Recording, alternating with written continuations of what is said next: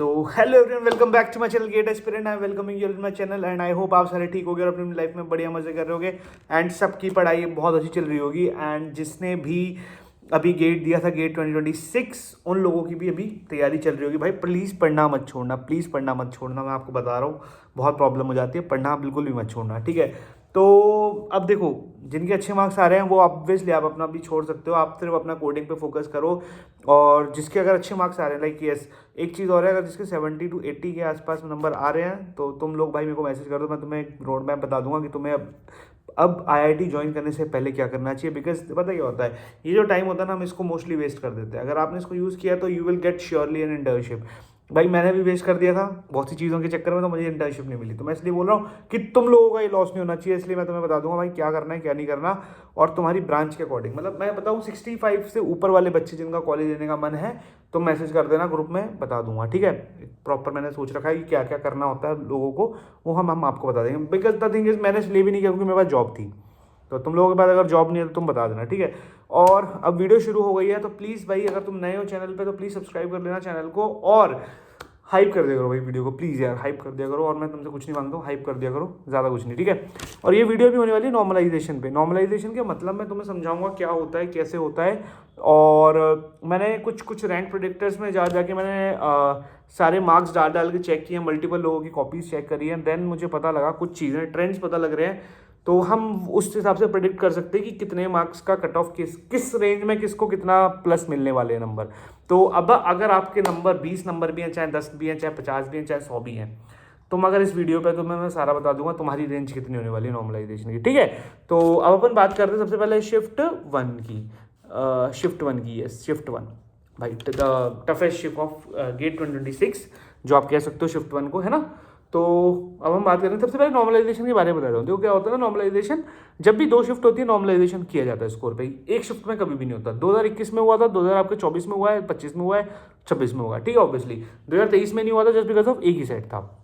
जब भी एक सेट आता नॉर्मलाइजेशन नहीं होता। अब नॉर्मलाइजेशन क्यों किया जाता है? जस्ट बिकॉज ऑफ आपका एक शिफ्ट के अंदर मान लो बच्चों का एवरेज बहुत अच्छा जा रहा है और एक शिफ्ट में बच्चों का एवरेज बहुत कम आ रहा है, तो वो एवरेज मेंटेन करने के लिए नॉर्मलाइजेशन किया जाता है। और ऑब्वियसली इसका ना ये ऐसे ही नहीं किया जाता रैंडमली। अगर आप बोलो कि भाई 5 नंबर ले भाई बढ़ा दिए किसी के, ऐसे नहीं होता ये, ठीक है। ये होता है एक स्पेशल फॉर्मूला होता है इनका। अब आप कभी भी गेट के किसी ने गेट दिया होगा तो यू गाइस कैन चेक, वैसे आप यूट्यूब पे डाल सकते हो, यूट्यूब पे तो नहीं, सॉरी, अपना आप गूगल पे डालो गेट नॉर्मलाइजेशन फॉर्मूला, ठीक है। तो उसका कुछ फॉर्मूला ना कुछ इस टाइप से आता है, अगर मैं आपको दिखाऊं तो like it's like purely mathematical formula जो होता है हमारा MIJ करके कुछ होता है कि टॉप 1% की जो टॉप 1% जो लोग होते हैं उनका कितना एवरेज नंबर आ रहे हैं, उस हिसाब से वो फॉर्म, और आपकी शिफ्ट क्या है और उसमें आप मतलब आपके नंबर इतने हैं तो टॉप 1% में कितने आ रहे हैं उस शिफ्ट के, तो वो सब चीज़ें कैलकुलेट की जाती है compare to the another shift. तो पूरा फॉर्मूला होता है, आप पढ़ सकते हो, कोई मतलब नहीं, क्योंकि हम लोग की कोई मैथ्स की क्लास नहीं चल रही है कि मैं समझाऊंगा। और मैं वैसे भी मैथ्स में इतना ज़्यादा प्रो प्लेयर तो नहीं होगी भाई मैं तुम्हें पूरा एक चीज़ समझा दूँ।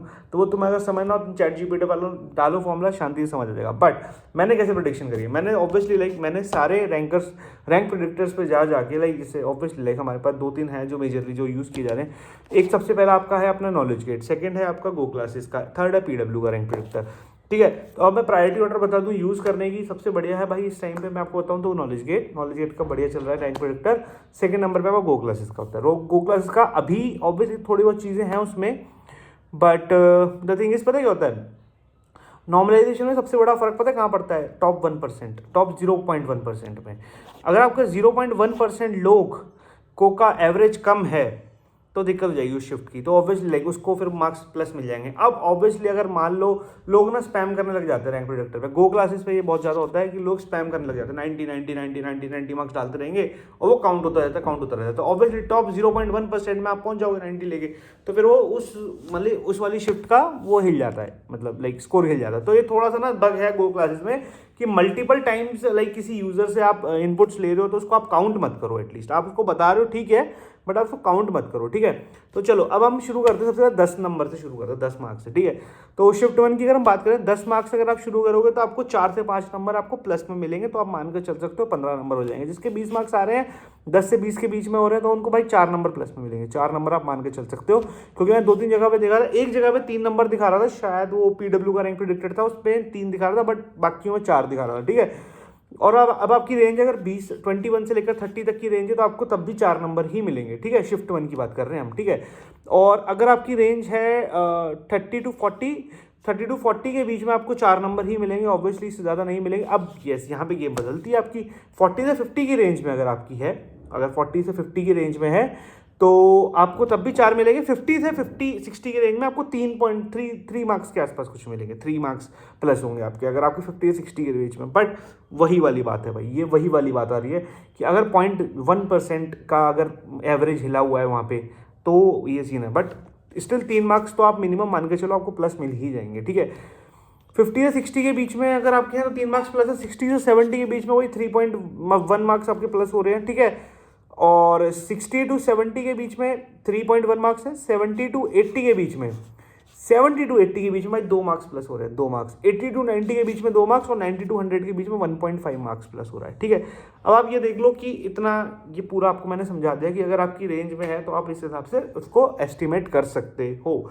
अब मैं बात करूं भैया कि प्लस होगा तो हम लोगों को क्या होगा, मतलब फ़ायदा होगा या नहीं होगा। तो ऑब्वियसली भाई प्लस होगा, शिफ्ट वालों को फायदा होगा, रैंक बढ़ जाएगी तुम्हारी। और मैं सच बता रहा हूँ भाई, गेट के अंदर ना मैं तुम्हें एक डिफरेंस बताता हूँ। मेरे मार्क्स थे 67.2, ठीक है, 67.2 थे, और एक बंदे के मार्क्स थे 68, ठीक है, 67.2 और 68, बस इतने मार्क्स का डिफरेंस था। और भाई मैं रैंक बताऊँ, 200 रैंक का डिफरेंस था, आ गया था उस रैंक में। मतलब अब मेरी 822 थी, उस बंदे की 622 थी। तो अब तुम सोच लो भाई, ऐसा होता है, ठीक है, ऐसा कुछ होता है। अब आप इतना मैंने आपको समझा दिया। अब आप आ जाते हैं अपन शिफ्ट 2 की बात करते हैं, ठीक है। शिफ्ट टू कंपैरेटिवली ईजी थी शिफ्ट 1 से, है ना। बट अब ईजी और डिफिकल्ट की हम बिल्कुल बात नहीं कर रहे हैं। ऑब्वियसली जिस शिफ्ट में बच्चों के नंबर कम आए हैं, जिस शिफ्ट में एवरेज गिर रहा है, तो वो मोस्टली शिफ्ट 1 है जिसमें एवरेज गिर रहा है। अभी टॉप जो 1% है वो उनके इतने अच्छे नंबर नहीं आ पा रहे कंपेयर टू शिफ्ट 2। शिफ्ट 2 में टॉप 1% के अच्छे नंबर आ रहे हैं। बाकी अब वो स्पैम करेंगे तो ऑब्वियसली फिर तो हो ही जाएगा, है ना। चलो अब 10 से 15 के बीच में भाई एक बात हूँ, कभी कभी ऐसा भी होता है कि अगर जितने नंबर आपके प्लस हो रहे हैं उतने ही कभी कभी पूरे माइनस में नहीं जाते हैं। कुछ परसेंटेज, कुछ माइनस में कुछ नंबर जाते हैं। ऐसा नहीं, जैसे मान लो अगर किसी के 57 मार्क्स हैं तो 67 हो रहे हैं जिस बंदे के मार्क्स, तो 57 से आपके 47 हो जाएंगे उस शिफ्ट के। नहीं, ऐसे नहीं होता भाई, 3 या 4 नंबर माइनस में जाते हैं। माइनस वो लोग ऑब्वियसली कंपैरेटिवली कम करते हैं, क्योंकि जस्ट बिकॉज ऑफ उनको एवरेज मेंटेन रखना है, ठीक है। अगर आपको माइनस इतना ही कम कर देंगे फिर तो कुछ बचा ही नहीं ना, ठीक है। तो अब हम बात करते हैं, देखो अगर मैं 30 से 40 में, क्योंकि देखो यार पेपर क्लियर होना भी बहुत ज़रूरी है, ठीक है। जिनके 30 से 40 के बीच में उनका 4 नंबर माइनस में जा रहे हैं, 4 नंबर, ठीक है। और जिनका वही 40 से 50 के बीच में, उनके भी 4 नंबर के 3.5 नंबर उनके माइनस में है, जो अभी दिखाया है हाल फिलहाल मैक्सिमम जो मैंने देखा, ठीक है।